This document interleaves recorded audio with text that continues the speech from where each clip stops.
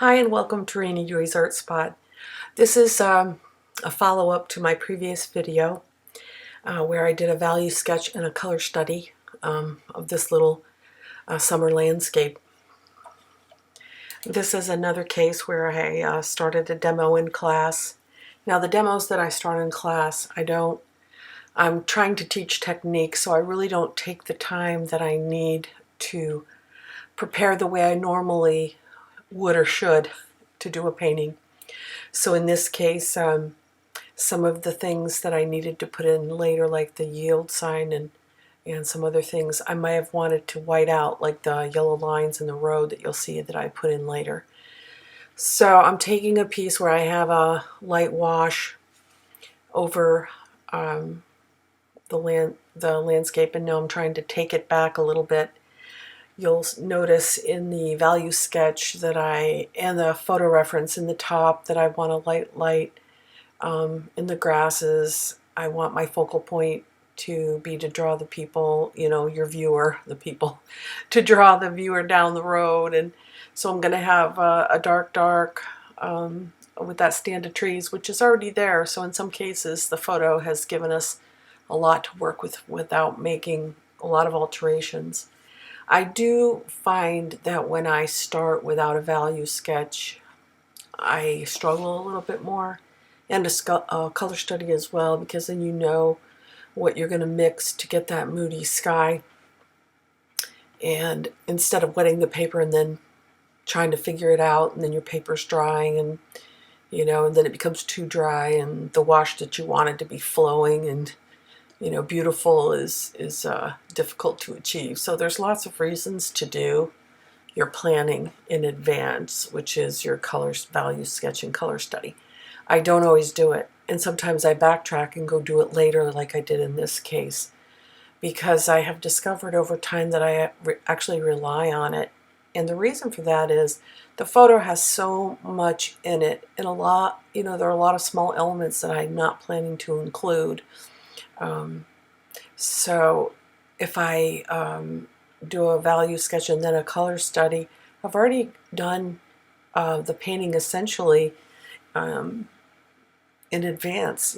Maybe not with the detail I intend to put in this one, but I get a feel for perspective, and I get a feel for values, and I get to really see what I'm painting. So here I had started with that dark wash on the sky. I decided I wanted a little bit darker. When you paint with watercolor, your watercolor paints will dry significantly lighter. And so I have a tendency to, I'll apply the paint, it'll look good, and then it dries and it's very dull and lifeless, and so then I'll have to go over it again. Not sure if I'll ever get bold enough, honestly, to go really, really dark the first time around. Here I'm mixing colors for those tall trees. I mixed phthalo blue green shade with burnt sienna, a little bit of one of the yellows on my palette, and I'm trying to make it a very dark value so that there's a contrast between the road and the back. And I'm trying to paint little evergreen shapes. You can see I'm painting around some of the trees that are in front of the evergreens, and that's called negative painting. So if I paint dark around those trees in the foreground, they pop forward, and then I can address them later with the texture. Here I'm using the same colors to put along the bottom of the stand of trees. In the distance, I'm making the trees more blue because when you look out into the distance, you typically will lose the yellow. So I'm making it bluer and hoping that those trees will push back. I noticed when I was taking a look at this photo reference when I was doing the color study, there's a little hill there behind that second stand of trees, and so I painted around it to give it a little bit more depth. And so you can see it just peeks over there on the hill. I continue to build. Right now the paper is essentially wet or dry, and so I'll do little controlled washes. I'll apply a little bit of water in certain areas. Here I'm trying to reestablish my road and the angles of the road. There's my yield sign. So the yield sign is red and white. Now, if I had taken the time to pre-plan, I more than likely would have masked out the yield sign and also masked out the yellow lines in the road, because once I have a light green wash on there and I add yellow over it, it's not going to be the bright yellow that I want it to be and that it actually is in the photo. So when you're trying to fix things that you've started, as in this case, you have to make some compromises. And if you find that it is successful enough and you like it enough that you'd like to do it again, you'll be really prepared. I've been known to paint subjects that I really like and that have promised to be a really good painting several times. They don't always come out the first time. And so I'm willing to give it a go and make adjustments if needed, but I'm always prepared to push through it. I'm trying to use a little bit of the phthalo green shade in the grasses. It doesn't work quite as well as I hoped. Even though I've done a color study, sometimes I will explore a little bit once I get into the final painting. Here I'm trying to lay in the values that are in the grasses, and I'm trying to add a little bit of that red tone that's in that building. I realized once I put that building, it's a little too red. I should have made it more brown. And so because I'm going to have a yield sign, I'm going to have a red tone in one corner of the painting, and then with the yield sign, it's going to be it's going to conflict a little. So you'll see that I try to go in with a little bit of the red to just create a little bit more unity and not have two conflicting focal points. So that's something that I didn't take into account. I should have gone more brown on that building, and I do believe that I will try to do that. And then I just continue to build. So here I laid in water in the very foreground, and I'll be putting the shadows in the grass, but right now, because it's got a real shine on it, you can tell the paper is too wet. If I add paint to that very, very wet paper, the paint will disperse and I won't be achieving the shadows. You know, I want more dramatic shadows in the grasses to lead you in, to keep you in the painting. So here I'm trying to put in the little yellow lines in the road,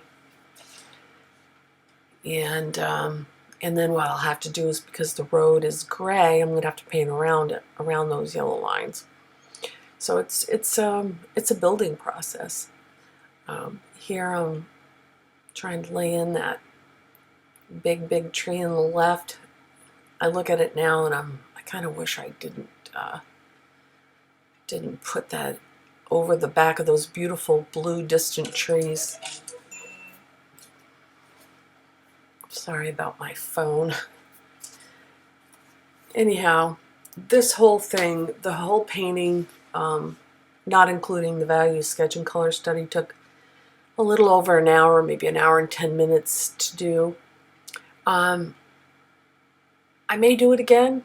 I might try to do it again in a different medium. I did do this the subject many years ago as a pencil drawing, and so sometimes there's something about it that makes me want to capture it numerous times. Maybe the first time wasn't quite as successful as I hoped it would be. So you'll remember that in my values in my color study, I was going to put a little bit of the blue sky peeking from the top corner. And at the end of the day, I decided I was going to just leave the sky the way it is. This moody blue sky. It's a beautiful wash. It's got lots of nice darks and lights. The lines bring you down to the big tree, and then the road brings you back in. That's the hope anyway. So I decided against putting that little peeking blue sky. You'll see that in the photo reference, the heavy weightedness of the dark sky is on the left, and I switched to the right. I didn't want it to be so weighted to the left, and so I thought I could guide the viewer's eye with those clouds that are coming from the dark corner and then pointing down. So the one thing I would say is there are times that you'll want to remain faithful to the photo. Perhaps you're doing a gift for someone and it's their neighborhood or their home or whatever, and so you can make minor adjustments, but mostly you have to honor what it is. But in this case, I just decided to eliminate some of the little buildings that are in the middle of the field and some of the other homes that are tucked in the trees. And this isn't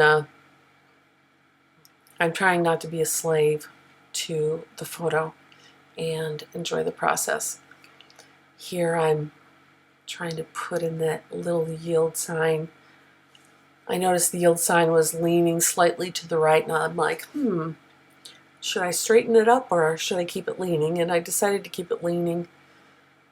I see some of those electric lines. I think it would have been cool to include them, but I hadn't done enough preparing in advance of the actual painting surface, so I didn't include them this time. But I think I probably will do this painting again, maybe in a bit of a larger format. This one's about a 5x7.